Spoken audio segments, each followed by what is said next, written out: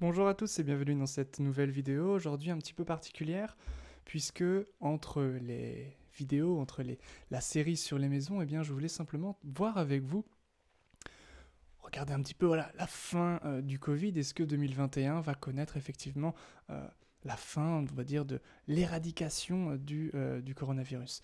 Alors, effectivement, je ne suis pas du tout expert en astrologie mondiale, pour être honnête, j'en ai jamais fait. Donc j'ai fait un thème horaire, je ne sais même pas comment marche l'astrologie mondiale.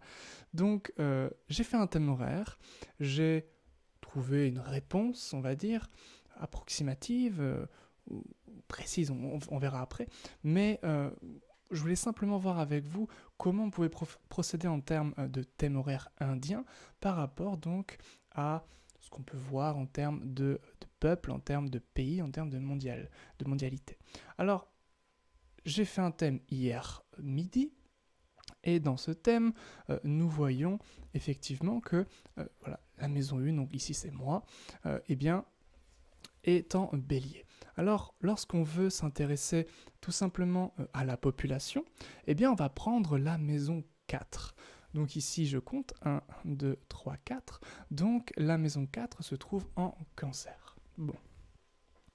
On va du coup considérer que cette maison 4, c'est celle qui nous intéresse. Donc, on va prendre cette maison 4 comme maison 1.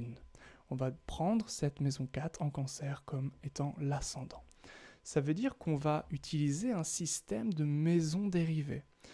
Et on va du coup regarder à travers cette maison 4 qui devient la maison 1, donc maintenant j'emploierai le terme de maison 1 pour cette maison-là, qui nous indique la population française, le peuple français, eh bien, la France en fait, eh bien, je vais regarder deux choses. Déjà, est-ce que cette maison est affligée? C'est-à-dire, est-ce que le peuple eh bien, est affligé par quelque chose, notamment une maladie? Est-ce que... donc je vais travailler également sur la maison 6, la maison de la maladie, et je vais regarder, pourquoi pas, le confinement, pour voir si effectivement le thème est radical. C'est-à-dire que lorsqu'on pose une question, lorsque l'astrologue est investi d'une question qu'il se pose soit à lui-même, soit que quelqu'un lui pose, eh bien il doit voir dans le thème qu'effectivement, ce qui est questionné est visible dans le thème.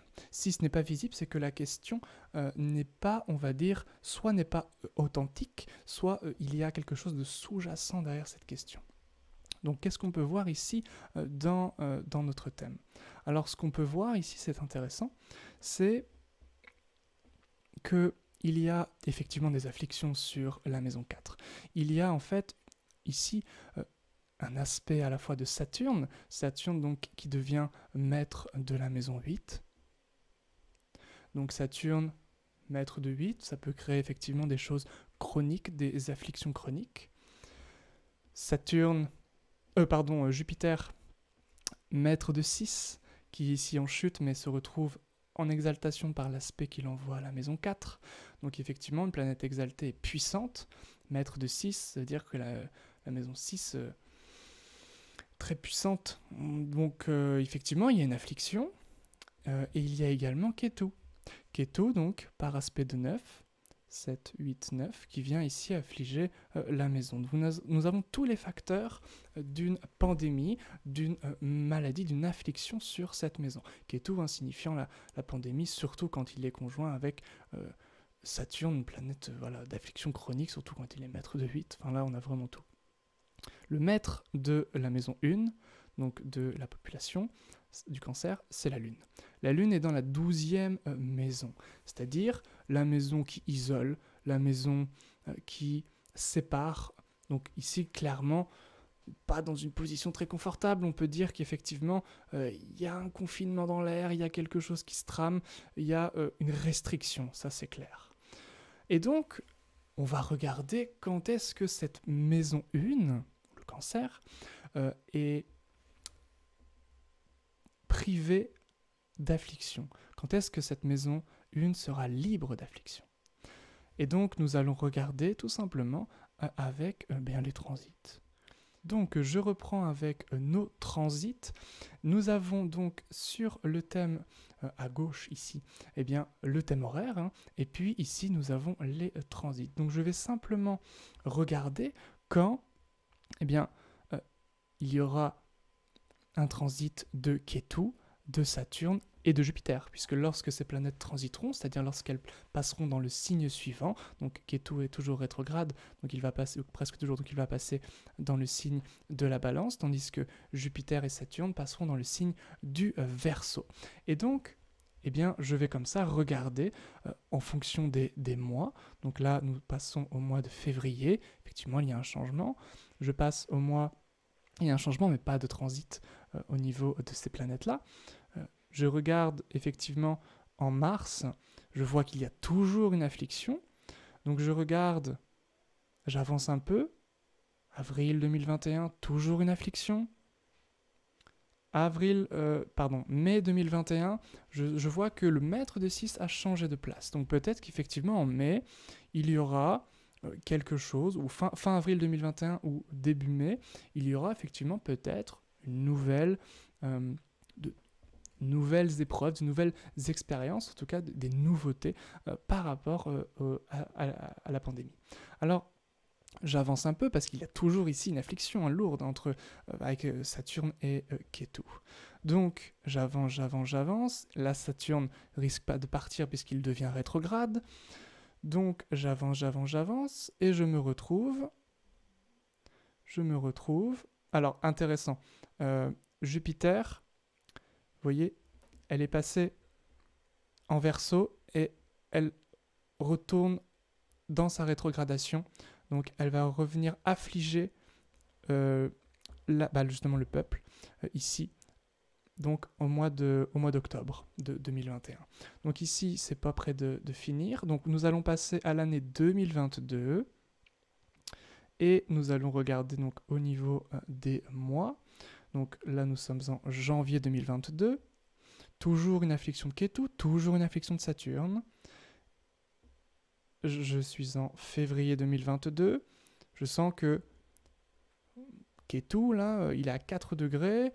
Il va bientôt partir. 2 degrés au mois de mars. Jupiter qui n'afflige plus la maison 1, donc le Cancer. Je suis en avril. Et là, je vois que, effectivement, Kétou va bientôt partir. Kétou est à 1. Lorsqu'il sera à 0 ou à 30, il va changer de signe, puisqu'il est rétrograde. Donc, je regarde au niveau des jours. Là, nous sommes au 1er avril 2022.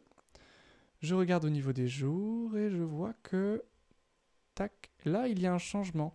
Vers le 12 avril, effectivement, Kétou n'afflige plus la maison 1. Donc effectivement, là, énorme changement au niveau mondial, enfin au niveau de la France en tout cas, très certainement au niveau mondial, mais au niveau de la France, c'est ici ce qui est étudié. Donc la population française ici, il y a toujours Saturne qui dérange, qui va bientôt d'ailleurs partir, mais Kétou, là, ne dérange plus.